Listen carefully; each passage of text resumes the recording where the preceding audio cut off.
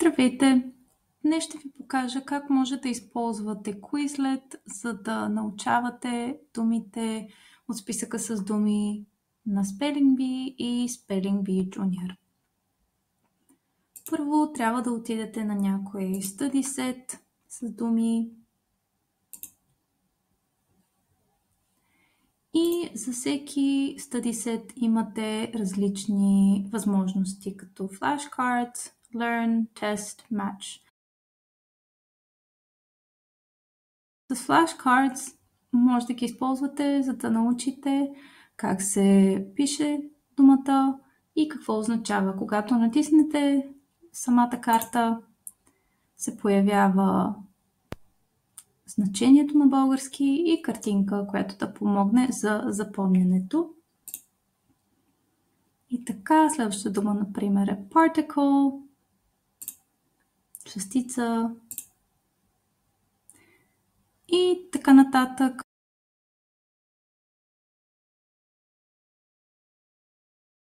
Една от другите възможности е Learn. Тук може да си изберете, в зависимост от това какво искате да постигнете, дали да учите нещата по-бързо или по-бавно. И тук също може да изберете в кой етап сте на ученето, дали всичко ви е ново, дали имате някакви познания. Така че сега ще изберем първото. И тук имаме думата на английски език и трябва да посочим значението на български. И Quizlet ни казва дали е правилно или не е. Като отново със всяка дума има картинка.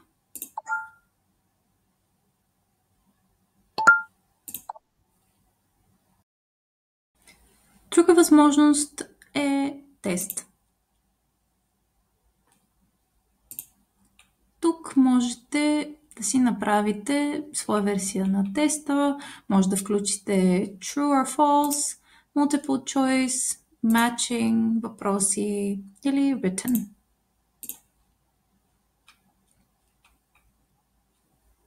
Тук вече имаме въпросите и трябва да кажем дали значението на думата и думата на английски си съответстват.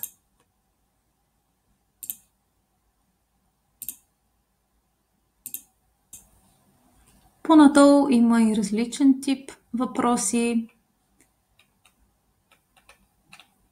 Тук имаме всичките думи и трябва да ги свържем с думите тук.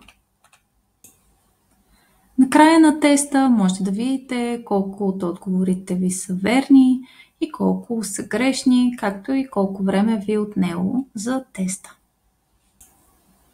Друга възможност е Match, която вече може да ползвате след като сте понаучили думите. Тук трябва максимално бързо да свържете значенията и думите.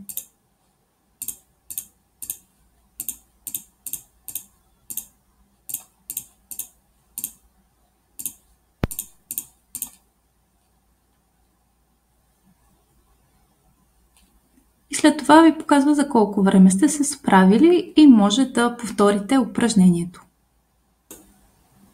Всичките тези 4 възможности може да ги използвате за всеки един сет от думи и така да научите думите постепенно по по-интерактивен начин. Приятно учене и успех!